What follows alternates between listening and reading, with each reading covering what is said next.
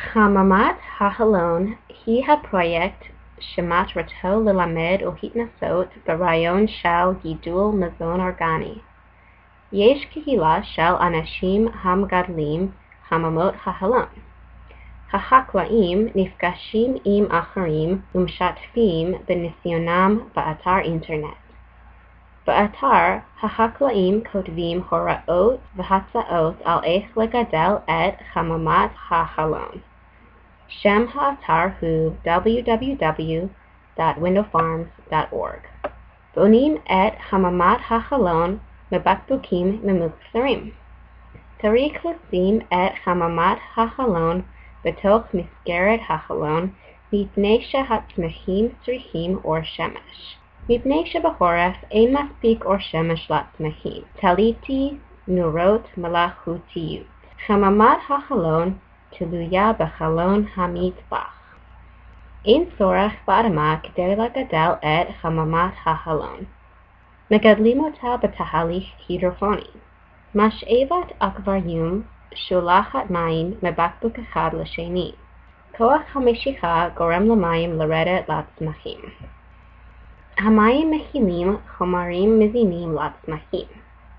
בשלבי חיים אחרים, הצמחים צריכים חומרים מזינים מיוחדים. שני הבקבוקים עוזרים לחקלאי ליצור שילובים שונים לפי הצרכים של הצמחים.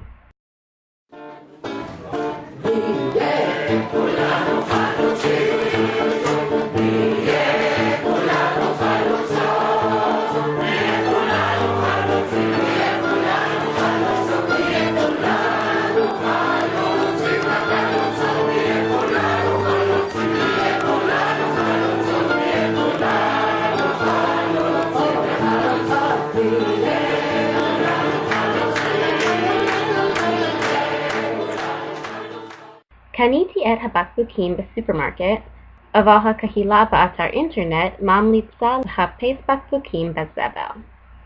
עשיתי חור בכל בקבוק. הצמח הגדול צריך מקום כדי להתפתח. צבעתי את הבקבוקים בלבן. אין אדמה השומרת על השורש, והשמש יכולה לגרום נזק לשורש. הצבע מונע מהאור להיכנס לבקבוק. הבקבוקים תלויים בעזרת חוט דיג שקשרתי למקל עץ. מילאתי את הכוס באבני חמר. אבני החמר מיוחדות. הן סופגות מים יותר טוב מאבנים אחרות. חיפשתי את האבנים המיוחדות באינטרנט.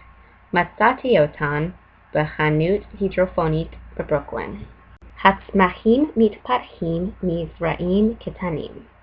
הם צריכים הרבה מים באור כדי שלא ימותו. הם עדינים ורגישים לשינויים. גידלתי את צמח העגבנייה הזה מאז שהיה זרע. צמח העגבנייה אוהב אור והוא כמעט מת כאשר שיניתי את מיקומו. עכשיו אני מקווה שבקרוב צמח העגבנייה יגדל פרי.